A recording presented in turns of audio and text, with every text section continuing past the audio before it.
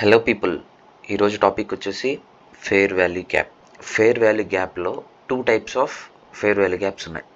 ఒకటి వచ్చేసి buy side fair value gap, ఇంకోటి వచ్చేసి sell side fair value gap. Buy side fair value గ్యాప్ని బిసి అని కూడా అంటారు. బిసి అంటే nothing but buy side imbalance, sell side inefficiency. Fair value gap is nothing but inefficiency. ఆ ఇన్ఎఫిషియన్సీలో కొన్ని మల్టిపుల్ టైప్స్ ఉంటాయి.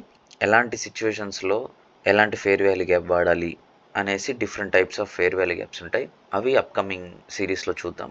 ఫస్ట్ మనం ఫోకస్ చేసేది ఏంటంటే by side fair value gap and cell side fair value gap. ఓకేనా? 3 candle formation, 3 candles ఉంటుంది కదా, ఇది first candle, second candle, 3 candles. ఈ 3 క్యాండిల్స్ మధ్యలో ఒక గ్యాప్ అనేది ఫామ్ అవుతుంది. ఓకేనా? గ్యాప్ అంటే ఎంటీ గ్యాప్ ఉండదు. ఇక్కడ విక్ కనిపిస్తుంది కదా, ఈ విక్కి మధ్యలో ఉన్న గ్యాప్, దాన్ని మనం ఫేర్ వాల్యూ గ్యాప్ అంటాం, ఎఫ్ఈజీ. సో మనం మార్క్ చేసేటప్పుడు ఇలా మార్క్ చేసుకుంటాం, అంటే విక్ టు విక్ మార్క్ చేసుకుంటాం. ఓకేనా? సో ఈ పర్టికులర్ గ్యాప్ని ఎఫ్ఈజీ అని అంటాం. బీసీ అని కూడా అనొచ్చు. By side imbalance, sell side inefficiency. ఒక రాంగ్ ఎగ్జాంపుల్ కూడా చూద్దాం. డ్రా చేసేటప్పుడు కన్ఫ్యూజ్ అవ్వకుండా ఒక రాంగ్ ఎగ్జాంపుల్ కూడా చూస్తే ఎలాంటి మనం అవాయిడ్ చేయాలి ఒక ఐడియా వస్తుంది. ఈ విక్ కనిపిస్తుంది కదా, ఈ రెండు విక్స్ ఓవర్లాప్ అవ్వాలి. ఇక్కడ ఎటువంటి గ్యాప్ అనేది ఉండకూడదు. దాన్ని మనం ఫేర్ వాల్యూ గ్యాప్గా కన్సిడర్ చేయం ఇలాంటి ఎగ్జాంపుల్స్ని. సో ఇక్కడ చూసుకున్నట్టుగా ఈ విక్కి మధ్యలో ఎటువంటి గ్యాప్ లేదు, ఈ రెండు ఓవర్లాప్ అయ్యాయి. ఈ రెండు ఓవర్లాప్ అయినందువల్ల దీన్ని మనం ఎఫ్ఈజీగా కన్సిడర్ చేయము.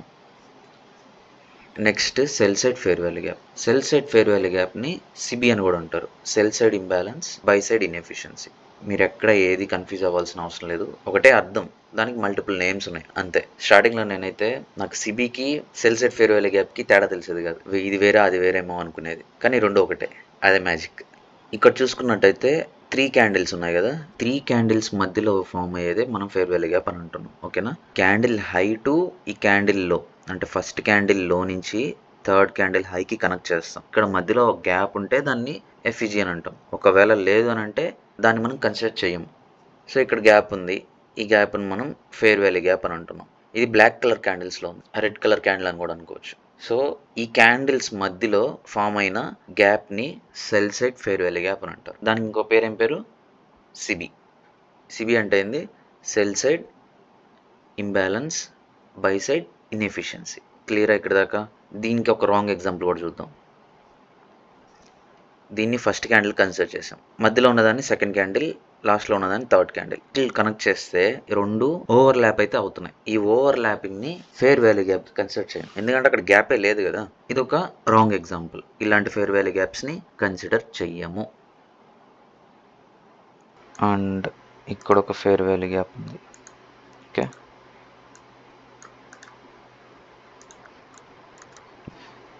అండ్ ఇప్పుడు ప్రెజెంట్ ఫామ్ అవుతుంది. ప్రెజెంట్ ఫామ్ అయ్యే ఫేర్ వాల్యూ గ్యాప్ మీద కూడా చూద్దాం ఒకసారి. ఇక్కడ దీని అబోవ్ క్లోజ్ అవుతుంది. ఓకే, అబోవ్ క్లోజ్ అవుతుందంటే మ్యాక్సిమం నెక్స్ట్ వెళ్ళేది ఈ హైస్కి వెళ్ళేదానికి ఛాన్సెస్ అనేది ఉంటుంది.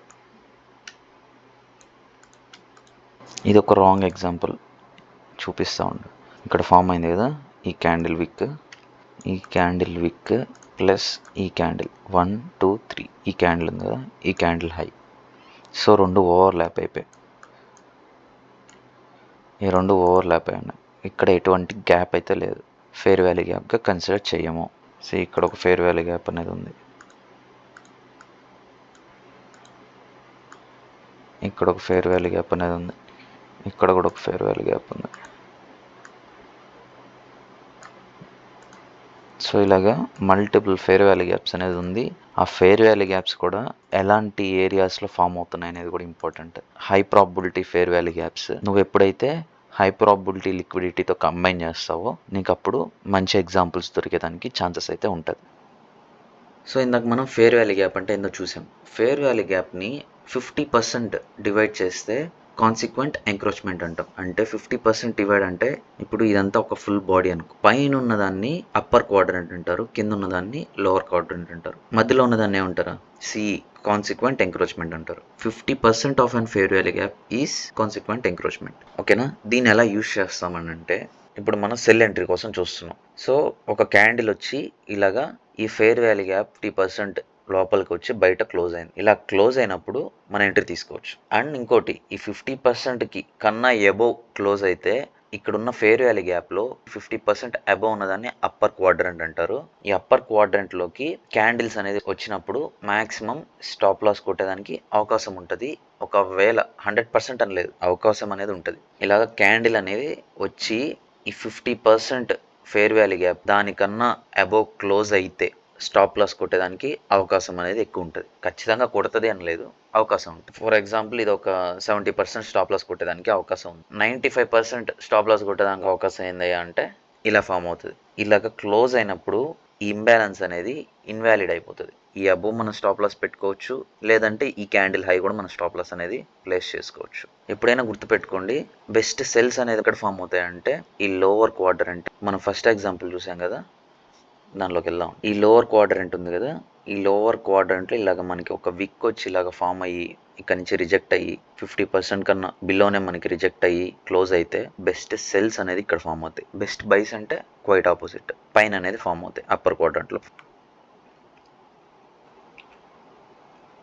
ఫేర్ వాల్యూ గ్యాప్ ఎలా మార్క్ చేసుకోవాలి? సింపుల్. ఇక్కడ ఫామ్ అయిన బ్లాక్ కలర్ క్యాండిల్ విక్ టు ఇక్కడ ఫామ్ అయిన, నేనేం చెప్పాను, 3 క్యాండిల్స్ అని చెప్పాను కదా, 1 2 3. ఫస్ట్ క్యాండిల్ లో టు థర్డ్ క్యాండిల్ హై మనం మార్క్ చేసుకుంటాం.